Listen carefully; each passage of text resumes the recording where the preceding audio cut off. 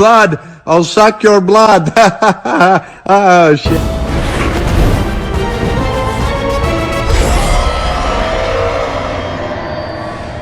I want to talk about Sunbreak! Hello, my fellow hunters!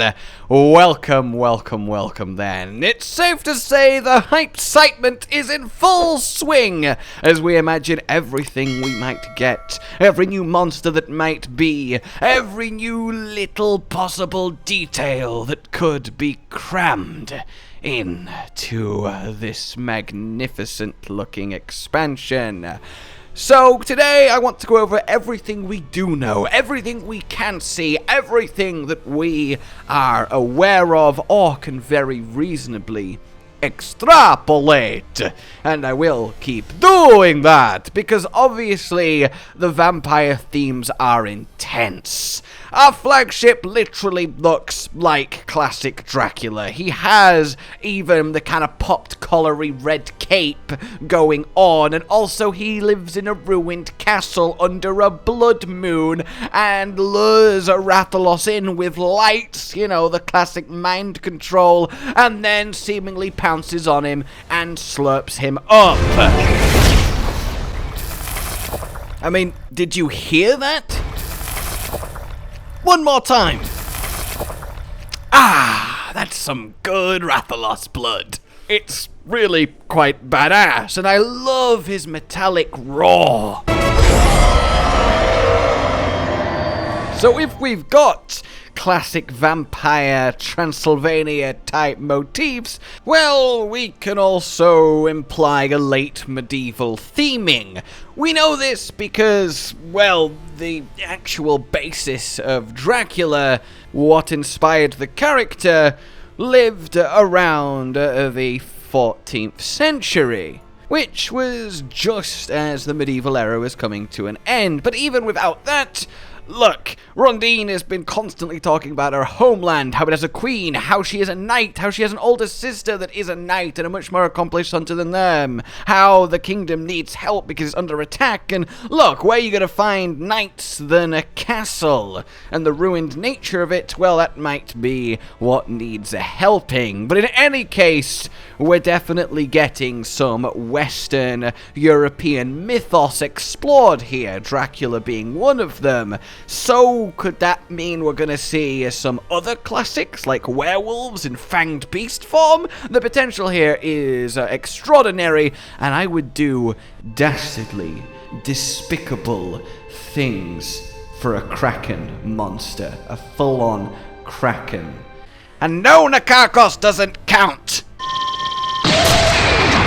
So that's where we're at in terms of thematic, and it's kind of cool to go from the sort of yokai, Eastern, Japanese-themed aesthetic and myths, and then flip to the other side of the world and go for the more European side of things. Aside from being, you know, a vampire Dracula dragon, he also is very classically dragony, and that, I hope, is something that will be explored in other Elder Dragons, and we are going to get new monsters, and you might be wondering, well, yeah, obviously we are. Why are you stressing that? Well, the thing is, Portable Team's Ultimate or G-Rank expansions haven't necessarily come with a lot of new monsters.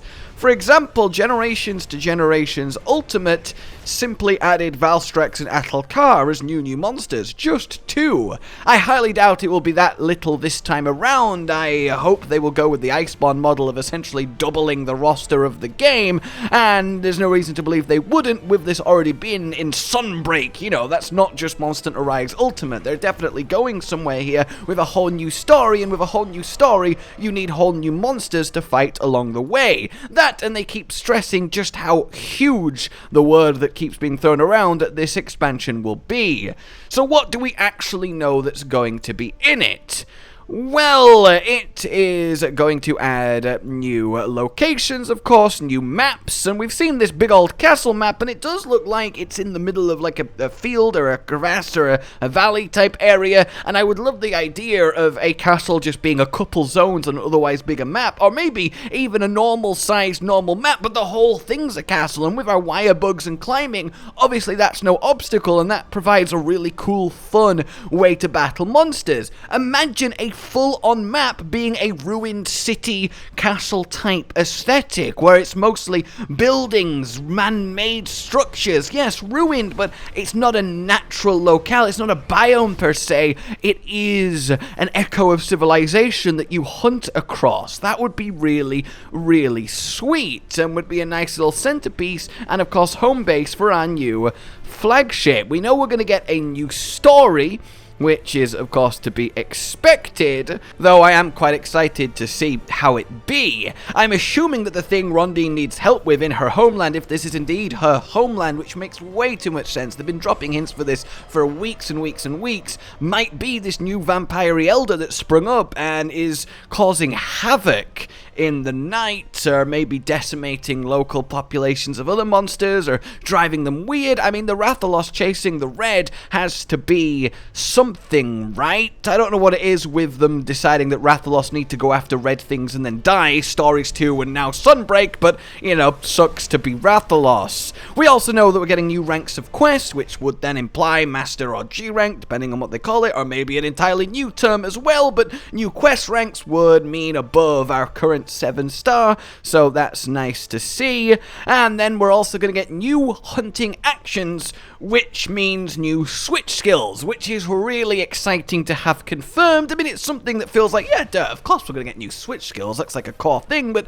knowing they're going to carry over properly and fully and get new ones, yes, I would love a new option in each category, or a fourth category with 2 options. That's the 2 paths I can see this most likely take. So either an entirely new category, 2, or 1 more on each of the others, so 3. That feels about reasonable, and that's cool, because if you don't like what they do with your weapon, with the switch skills, you can just not use them. We're not in danger of our weapons being fundamentally changed, and us not really liking it.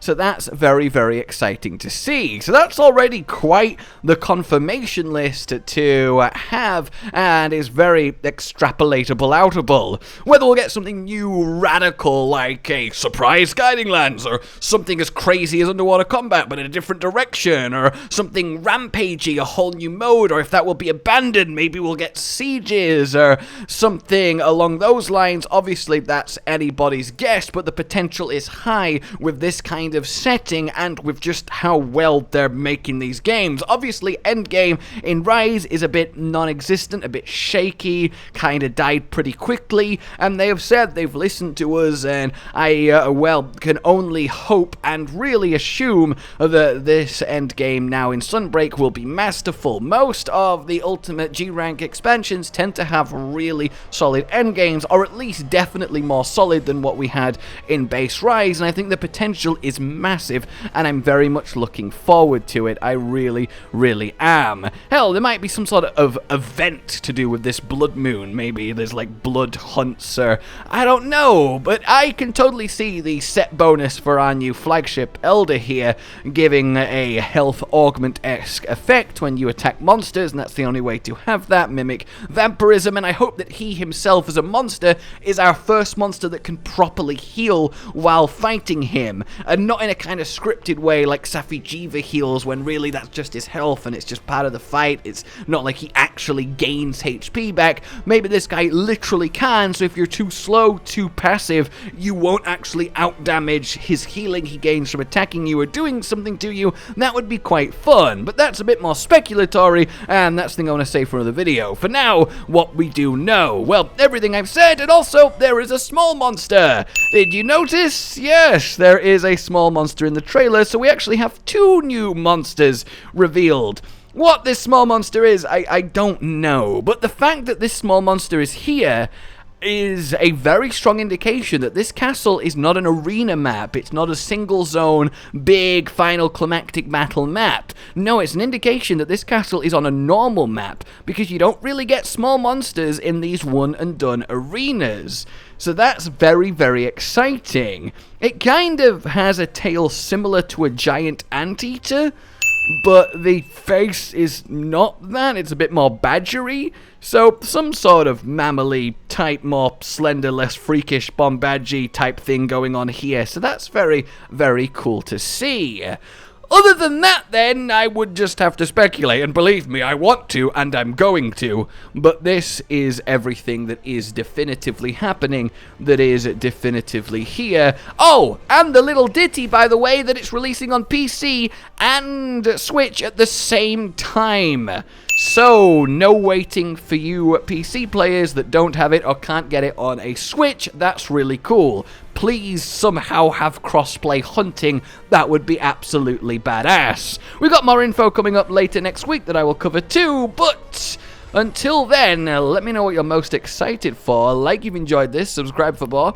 Please consider supporting the future of the channel on Patreon down below. And until we meet again, a goodbye. Josh, Cotton, and Hollow with the videos, dropping the humor like a hammer on your tippy toes, bringing entertainment on a daily arrangement to take our insanity and turn it into entertainment. Yes, I said entertainment twice, to reiterate that it is nice to look into your faces on a mostly daily basis when you let us in your homes to make the whole world a stage. Goodbye.